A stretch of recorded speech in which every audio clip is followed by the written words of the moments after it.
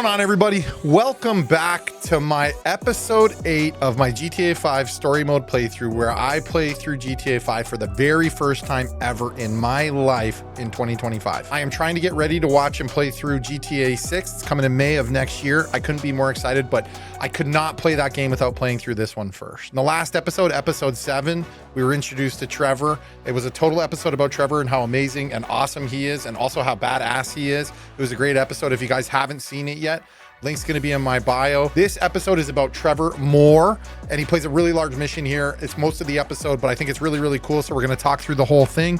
Don't forget to hit that like button. Subscribe right now if you want to find your way back for some more GTA content. Thank you very much, guys. Let's get right into it. We open into episode 8 with Trevor walking back up to his trailer park, and he sees Wade at the top of the steps. You can tell Wade is immediately afraid of him because he knows he doesn't have the information that Trevor's looking for. Trevor tries to soften him up with a couple of nice things he says about him. Wade tells him he checked through the phone directory and he couldn't really find anything for Michael. Trevor then pops him right in the face, and then Wade drops that huge nugget of knowledge on him.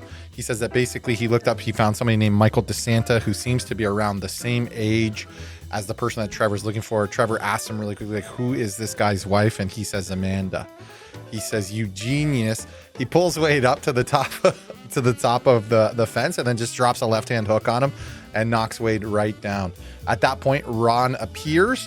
He says, you're the CEO of Trevor Phillips Enterprises. He says, I would never have any issues with you, Ron, but you need to find us some business. At this moment, we shift over to our next mission. And in this mission for the next one, Ron and I hop in the little dune buggy here and we start driving over to the trailer parks where we know the motorcycle clubs are staying. I know something's about to go down and it's going to be big. I can tell that Trevor is ready to move on to the next phase of his episode or his timeline, and that involves Michael. But I know he's got some unfinished business here that he has to take care of. So Trevor pulls up to the trailer park. He sees the motorcycle club, and immediately he starts attaching C4 every single trailer park that he sees. About 8 trailer parks, easily latches them on to every single one.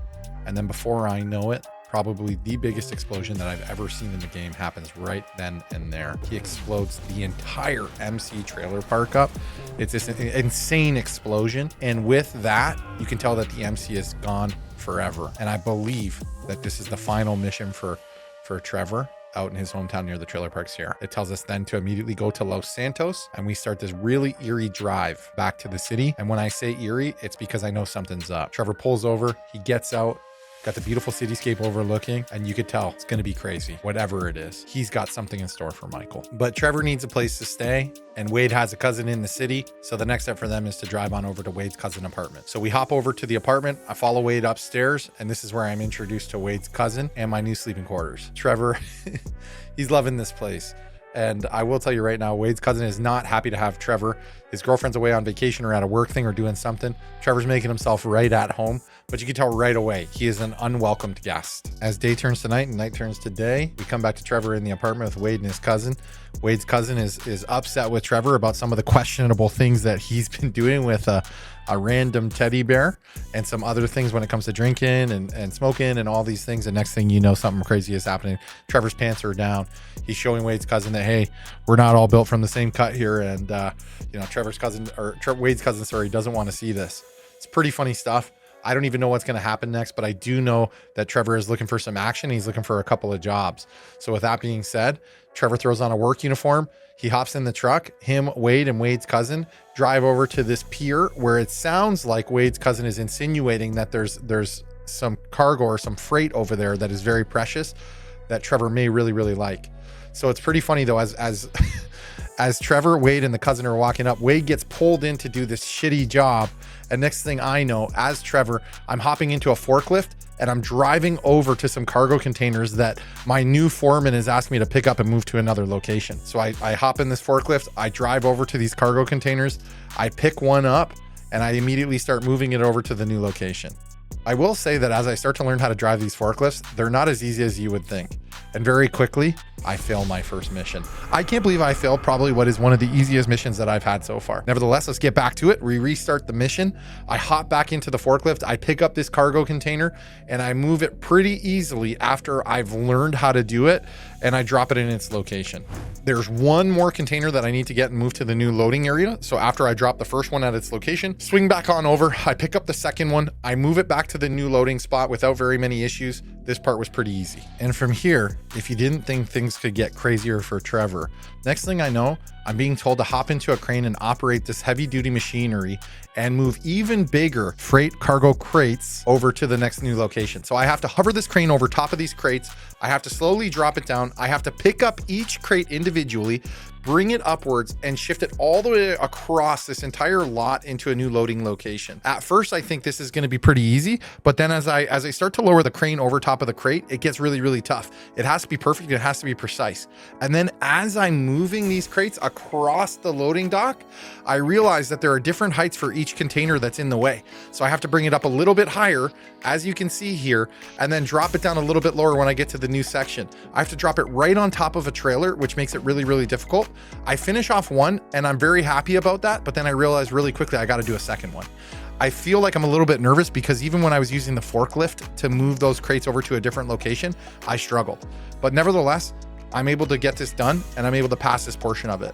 The very next thing I need to do as Trevor is I need to walk to the edge of the crane and I need to take a few photos of the precious cargo, the cargo that Trevor wants to get. Now that we've got the crate on top of the truck, I have to drive this truck over to the docking area, which is the next place in the mission where we need to get to. The truck is not very easily maneuverable, but I'm able to find a way to quickly do it. I pull into the loading dock and I'm stopped by armed guys. Armed guards are stopping me right there on the spot. They're asking me what the heck I'm doing. And I know I need to create a diversion very, very quickly. So I start pretending like I can't speak a stitch of English. I only speak Spanish. Wade's cousin hops out of the car. He gets the shit kicked out of him. And while they're beating his ass, I actually sneak right into the guard's post and I grab the briefcase. Nobody notices. I hop on out and next thing you know, I'm gone. Poor Wade's cousin.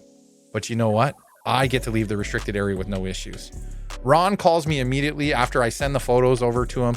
I've got the precious cargo. He tells me to get back to Wade's cousin's house. So I rip through, I break into a car. I'm driving back over. I get there pretty easily. I hop on out and I'm home safe and sound, or at least you would think. I walk up to Wade's apartment with the briefcase. I can see shit all over the floors. Next thing I know, I'm hit with this big, huge whiff.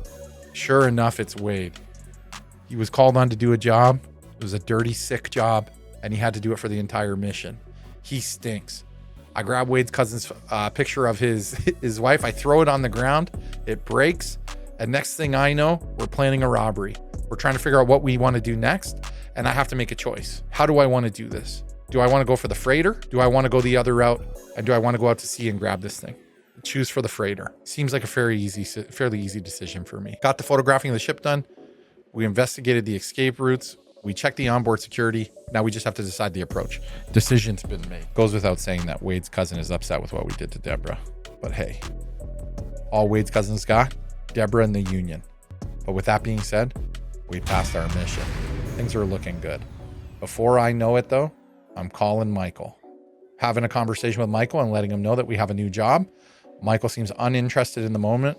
After a little bit of convincing, he says he's in for it. I love Michael. I think Michael's going to be a big part of Trevor's arc here, and I can't wait for that. So I'm pretty pumped about it. Listen, guys, that's the episode. That's the end of episode 8. Trevor lays his head down to rest, and I'm going to keep grinding this game. If you made it all the way to the end, don't forget to hit that like button, subscribe, comment down below what your favorite scenes are from this episode and what your most favorite episode was from the past 8 episodes. Thank you very much, guys. I really appreciate you guys, and I'll catch you in the next one. Peace.